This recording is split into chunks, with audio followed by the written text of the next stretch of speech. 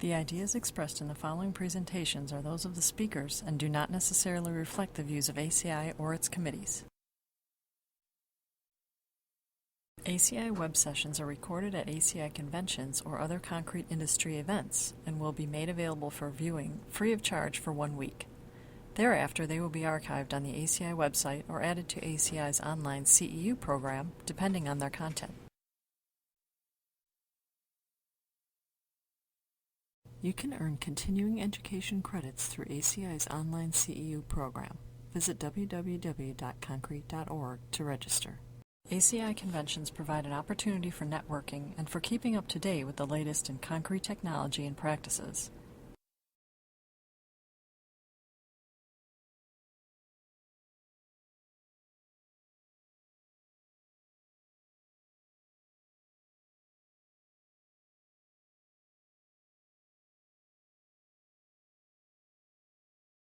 Our next speaker is Luke Snell. Luke is a consultant with Western Technologies. He's also a professor emeritus from Southern Illinois University at Edwardsville. I've known Luke for a lot of years. He's just a great mentor and a great role model. He's been involved with students and young professionals for as long as I've known him. An interesting fact about Luke is in May he's going to Ethiopia for how long did you say? For a month to work with Addis Ababa and Arizona State University on an ongoing project over there. So for those that are interested in that, you might ask him after the session as well. Luke's going to talk to us today about the role playing in the classroom to prep the new concrete professional. Luke, welcome.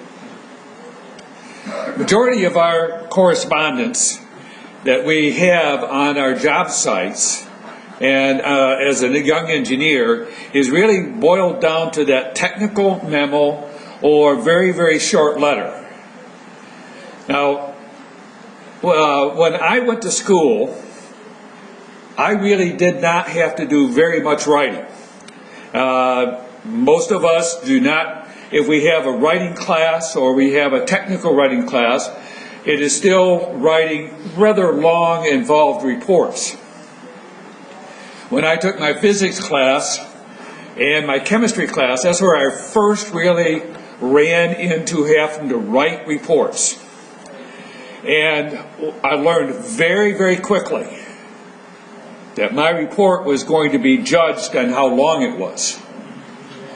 And so I put in a lot of stuff.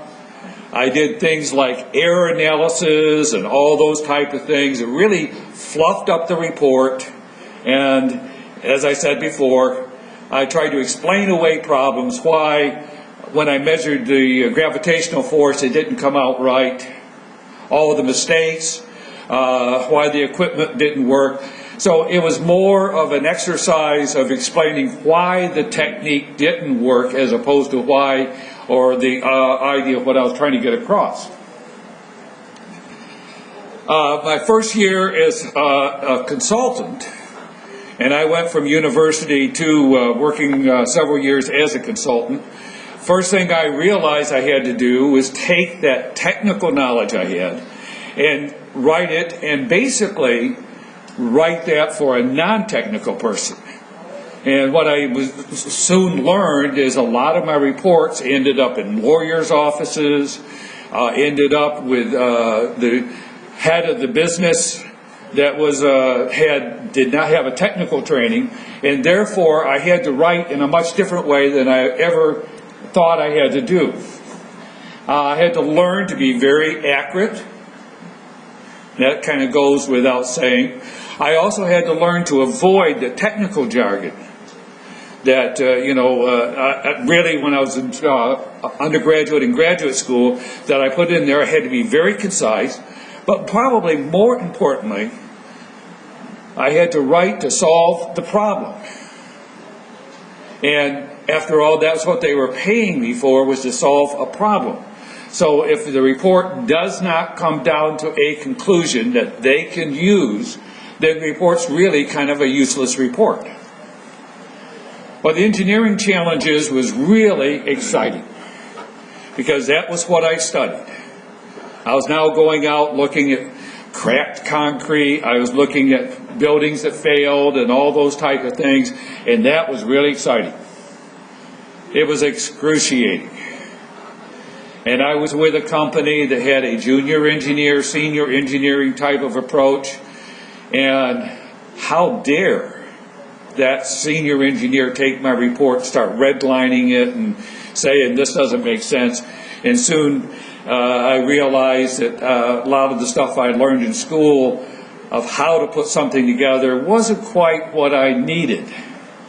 And as I became a senior engineer and I had to do it, that's when I really learned how difficult that process was.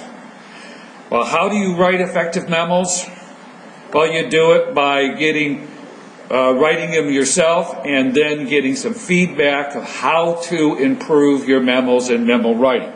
And that, I think, is a key point, and that's what I want to keep emphasizing as we go through this, the idea that you have to have feedback.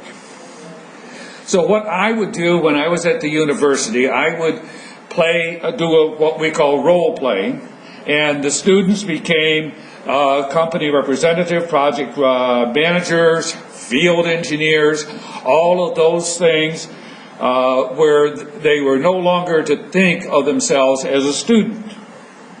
I, as a professor, would become their employer or their supervisor or a client or, in some cases, an irate customer. To give you an example of that, I was teaching a materials class and I gave them a problem that we bought some used pipe. And the pipe came, it was both cast iron and a steel pipe, and the people in the yard all messed up, and your truck driver messed up, it wasn't tagged properly, and it's all in one big pile. How do we identify which is the cast and which is the steel? So they had to go through and try to figure out a way to do that type of analysis. So in that way, I was an irate customer. Now, as I started this process, what I saw was there was a lot of problems that became apparent. Number one was, as I was taught in my class, we started to put in all sorts of inappropriate materials. Really, the client doesn't want to know all of the raw data, nor do they want to know the calculations that you had to go through. They certainly don't want to see the blood and sweat and tears that's on there, nor the irrelevant observations. Now, those are important because those help, but they do not go into the body of your report. They go into an appendix. I mean, you have to have them, some of that has to be there simply because it helps support you. But they do not want to see the raw data. They want to see results. They want to see what happened to all the testing results. Another thing that happens, and this happens really in the beginning, is they want to write to impress. They're uncomfortable trying to make it simple. Again, it goes back to that idea that length obviously means I have a better understanding of that than anybody else in the class, and therefore, because I gave you a long report, I should get a higher grade. And that idea, again, of more information shows a better prepared students, and it's really just the opposite. You want to keep them as short and sweet and to the point as possible. What we're doing is to inform the client of exactly what it is that you're trying to get across to them. This next one is, and I see this a lot as we were going through this, they would omit a conclusion or recommendations. They don't want to be wrong. And therefore, what they will do is, and I'll go back to that cast iron steel, they'll say, well, there is 5 ways of doing it. And they'll list all 5 ways. In essence, what they're telling me is, you make the decision.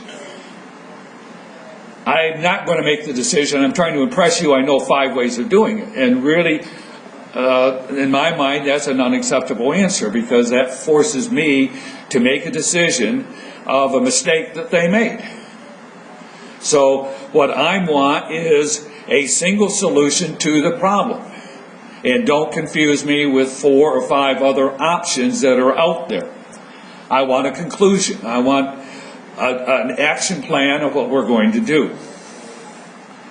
And then the last part, and I find that in my handwriting, when I come to a word that I can't spell, I just kind of scribble it a little bit. So I think some of you probably do the same thing. I write obscurely at that point.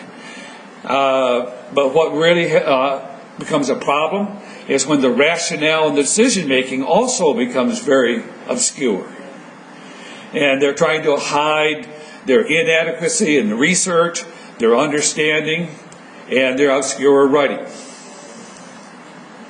What we need to do is have it written clearly, logic, so that it can be followed all the way through. And then we've already talked about this in other presentations we've already had today: poor style, poor English, spelling, grammar problems, using words with inexact meaning, using wrong technical words. All of those become very problematic. Using the proofread, need to proofread it, use your spell check, grammar check, all the things that you need to do to make sure that it's coming across clear. Typically, these are really short anyway, so they should be done. If they're coming in as written reports, you'll see unstapled, torn, poor designed graphics, handwritten stuff on them. Much of the stuff is now coming in by email, but you're still seeing some very poorly designed information on those and things that are not thought out very well. You need to recognize that you're becoming a professional and that your first impressions on to your professor or to your first people that you're working with is your report to yourself. Only way to learn to write is to write. And thus, you got to encourage that to happen. Here's what I see as a professor's responsibilities. And as was pointed out, we can talk about some of these techniques, but what we're really going to do is talk about things that are going to become a little bit more problematic for the professor. You need to give exact guidance to where the student went off track. Number 2 is do not accept poorly written memos. Make them redo. And that's what we do in industry. We don't, if we have a junior engineer, senior engineering approach, we don't allow a badly written report to go out because it reflects on the company. We make them redo it. And I know as a professor, the first tendency is, well, I'm going to give them a C, or I'm going to give them a D, or I'm going to give them an F. And they're going to say, as one of the students I talked to last night, D for done. And, if that becomes the approach, they really haven't learned. And so the next part of it, if you're going to include memos in your class, it's got to have a percentage that they cannot be ignored. So that they have to go and get them done. One way is to, in the university I taught at, they got an incomplete if the memos were not completely done. And I've had some students that near the end of the class had 4, 5, or 6 memos that they were still trying to work on to get done because they'd been recycled that many times. And the last part, obviously, be patient. When I do this in class, first memos and letters I had them write, they were just ghastly. About 90% of them had to be redone. The students were getting A's and B's on those that were accepted. And I gave them the feedback so they would improve. At the end of the semester, about 90% of the memos were correctly done the first time. So it takes time. It does. There is a learning process that they go through. And yes, there's going to be a few that's going to struggle with it all the way through. And with that, ladies and gentlemen, I thank you for your time, and hopefully You can start to incorporate either memo writing in your classes if you're still teaching, or you can give some better feedback to your people who are working with you. Thank you very much.